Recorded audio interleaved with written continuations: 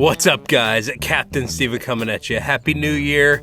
I apologize for the delay in content, but we're rocking out another one. Here we go. Beautiful January day, slick, calm conditions. Water is in the low 50s right now, and we've got the, what are we throwing today? We're gonna start out, literally just got out here. We're gonna start out with the 3-inch slim swims on a 1/6 ounce Texas Eye, 15-pound leader. Let's see if we can get it. The water is crystal clear right now. Real quick, guys, Hadrill's Inshore Fishing Expo this Saturday, January 17th. I am doing a seminar with my good friend, Jonathan Dietz. He fished the Bassmasters Classic. He's a bass guy. I'm converting him to saltwater, or he might argue he's doing it himself. But that said, we are teaming up for an inshore. We're doing a winter redfishing seminar. It's going to be awesome. Jonathan and myself, I believe it's at 12 p.m. Saturday the 17th. Omar Shriner Temple in Mount Pleasant, South Carolina. Come on. Would love to see you. Would love to meet you. Y'all check it out. It's going to be great deals. A lot of big brands there. Cove to Coast will be there. Z-Man. Lots of awesome stuff going on there. So y'all check that out Saturday and Sunday. So the 17th and 18th of January. So a couple more days and we'll be there. Let's get to fishing.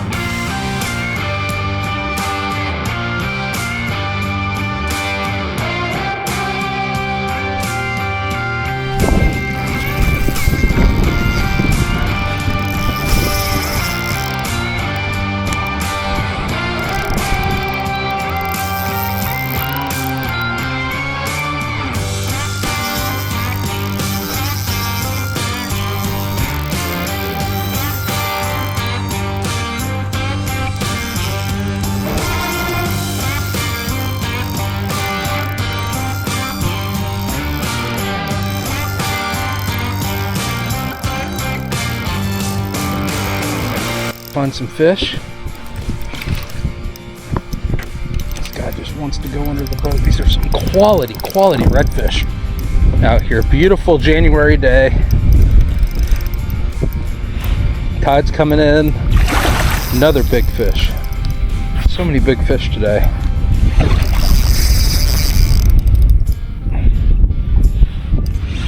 Gorgeous redfish. The redfishing in the winter, I always say it, it's my favorite. I'm just trolling motoring down this edge. Little Ned rig. This is a 3-inch slim swims. Saw the school just slowly cruising down an oyster edge. Here's another big winter redfish. Light tackle, 7-foot medium light rod, 10-pound braid, bass gear. If you like to bass fish, winter is the time.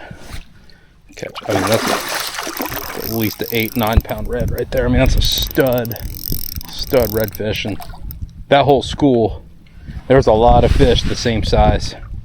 I mean, this guy just absolutely demolished this Ned rig.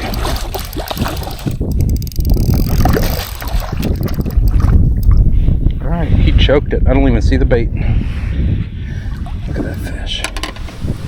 Gorgeous. Gorgeous. I mean, stud.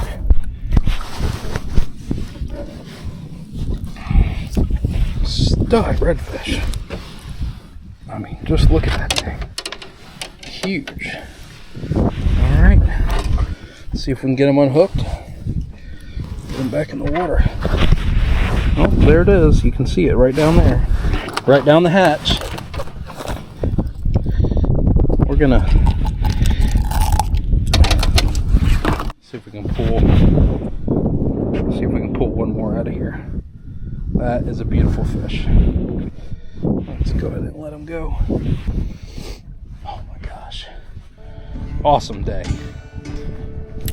All right, guys, let's break down what we're doing today. So it's a gorgeous, gorgeous day out today.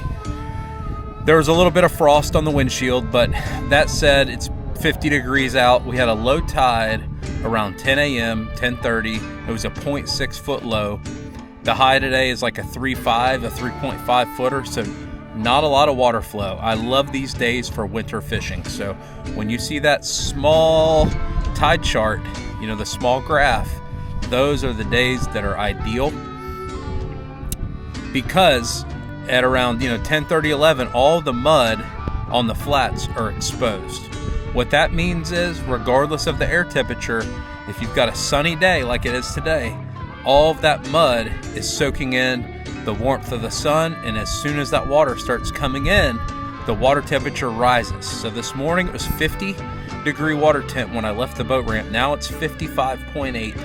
Super, super warm. So all I'm doing is going down this edge looking for fish. I must have covered at least a quarter mile looking for the school, but we found a nice big fish. But once we found that school just now, I mean, every fish was, upper. Probably all of them were above the slot. I mean, they were really good fish. That was an 8-9 pounder we just caught. So the tackle I'm using, let me grab my rod. Simple rig here, okay? A lot of rigs work great in the winter, but my favorite is a Ned rig. So what we have here is a 1/6 ounce Texas Eye finesse for my strike.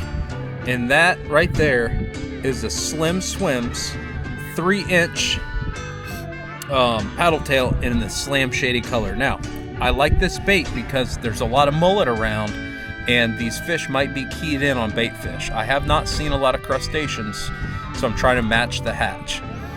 Now, if you threw a salty Ned shrimp, the small Prawnstar, or a crustacean pattern, as hungry as those fish seemed, I'm sure they would have eaten it. However, this is just a big confidence bait for me, so that's why I'm throwing it. Now, if the fish turned my bait down, obviously I would definitely change to a crustacean profile. So this time of year, alternate. Throw a crustacean pattern. If that doesn't work, switch up to a bait fish imitation. We're throwing 15-pound fluorocarbon leader. The water is absolutely crystal clear. You want to throw clear leader or light leader so you don't spook the fish. We're throwing light braid, and I'm sight fishing. So these fish were cruising down the bank. I landed my bait a little bit past them and brought it back to where it would make, kind of cross paths with the fish, and it was their idea to hit it. You do not want to land on the fish when you're sight fishing. You want to lead them by 3, 4, 5 feet, depending on their body language. So, when you're reading a fish's body language, is that fish cruising slow down the bank? Are they ripping down the bank? Is he really swimming fast? If fish are really swimming fast, to me, those are harder to catch, and you got to speed your bait up. Now, a big tip is I like to match the speed of my bait to the speed of the fish. If the fish is cruising slow, I'm going to twitch that bait really slow, when it's in front of him. If he's cruising fast, I want to swim that bait pretty quick in front of him and see if that'll, draw a strike.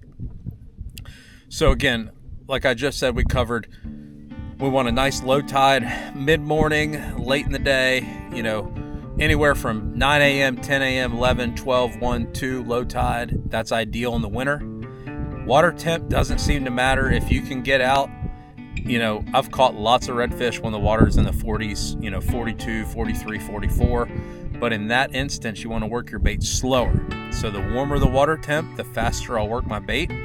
The lower the water temp, the slower I'll work my bait. So you're definitely not ripping baits super fast in the wintertime. If this flat didn't produce, I was going to go hit some creeks, but we started out in a creek this morning and there was zero life. You know, we fished that creek for, I'd say, 10 minutes, hit some bends in the creek, hit some shallower oyster bed areas in the creek. That did not produce. So after that, I went flats fishing. So pick something and go with it. And if that doesn't work, completely switch. You know, could I have found another creek that had fish in it? Possibly. But in my experience, if the creek bite's not on, I'm going to go flats fish. So anyway, there's some tips for you.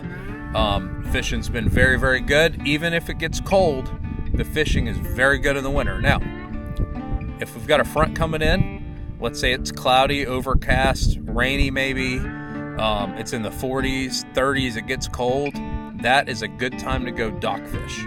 Fish some docks or fish some oysters or rocks or trees or something like that in a little bit deeper water. Right now, I'm fishing anywhere from a foot of water to 3 feet of water is where the fish are happy right now. If it's really cold and there's a front coming in and the pressure's dropping, that is when you want to fish a little bit deeper. So then I'm going to fish 4, 5, 6 to 10 feet deep. That way we get locked in and dialed in on the fish, and they're a little bit happier in that deeper water because the water temperature is more stable. So you're always looking for a little deeper water if the water temps are fluctuating a lot. Rivers will work well. You know, deeper creeks with a dock, anything like that, those will definitely hold and produce good redfish. Now, I'm an artificial guy. I love to throw artificials. It's a little tricky to fish, you know, to power fish down the bank like I'm doing with a live bait. So if you're bait fishing, I would still cruise the flat and look for the school.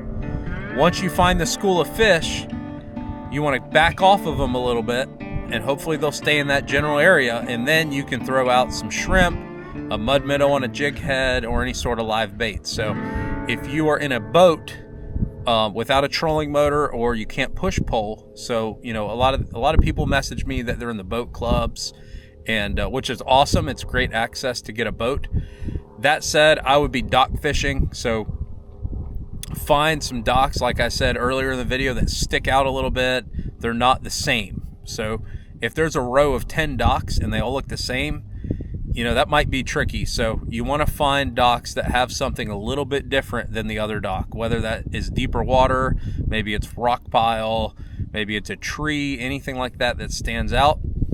And then fish both sides of the dock. So anchor up. You don't want to anchor all up in the dock. Stay off the dock a little bit so you can get your casts up under there. And if you're bait fishing, you know, a Carolina rig works great, but downsize your leader. If you're fishing pressured water, you know, where the fish get pressured a lot, and a lot of people target them, the lighter the leader, the better, the more success you'll have. So if you're fishing around docks, even if the dock's full of structure, try 15. If you break off fish, bump up to 20, but start a little low and see, you know, go as light as you can get away with, and that'll put more fish in the boat.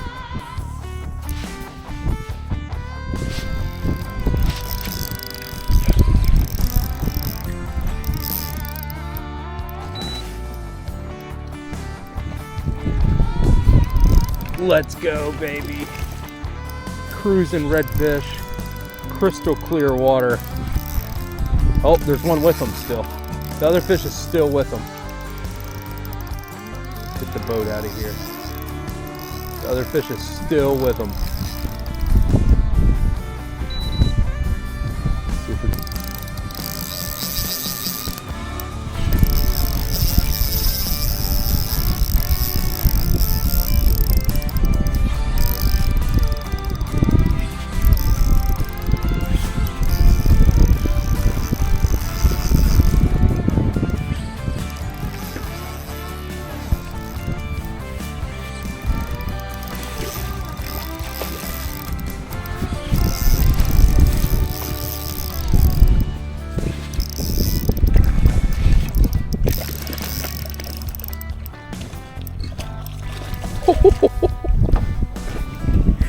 Do you think he wanted the Ned Rig? Do you think he wanted the Ned Rig? Oh my word. I think he wanted that Ned Rig. It is just totally gone down the hatch. Winter time. That's a big one right there.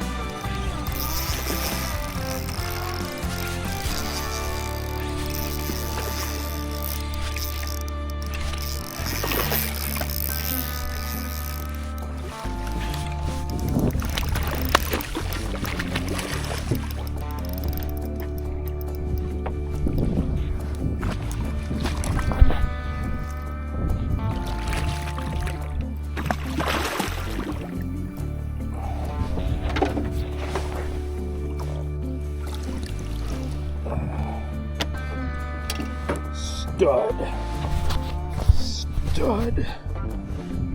Man, what a day. Not a lot of fish today, but monsters. Monsters on Ned Rigs. Real slim swims. Getting her done.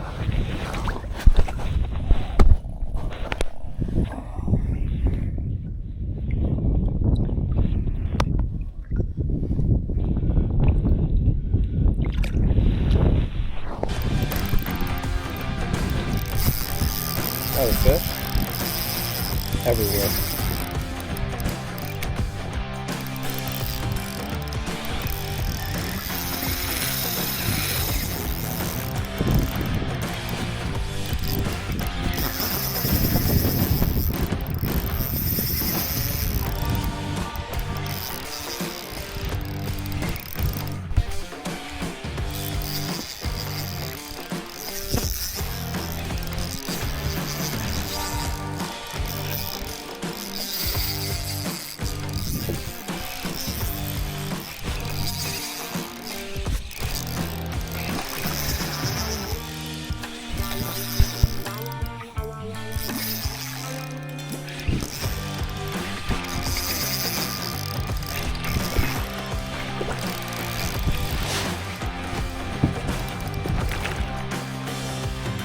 Every fish absolutely filled their hand.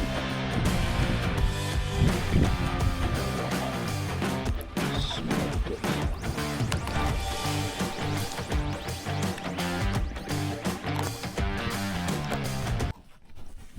Oh, come on, buddy.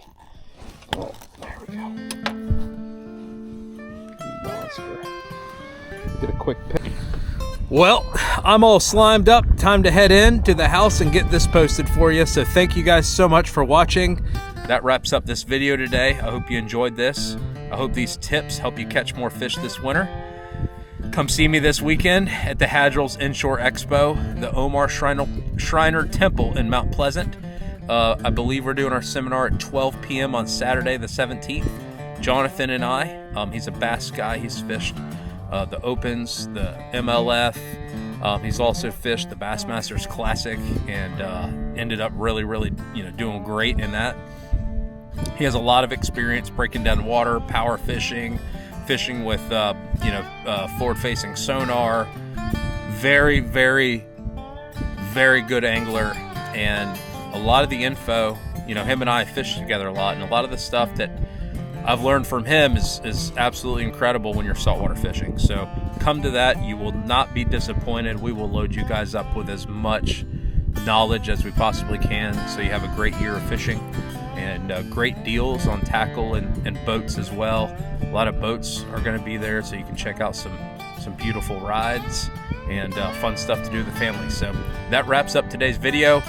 If you haven't yet, head over to Patreon. We have launched that officially, so we've got a couple membership options on there. Check those out. We are loading up the information and knowledge for you guys on there. That's it. That's all I've got. So we'll see you back here soon. Captain Steam Fleet Jr. signing out.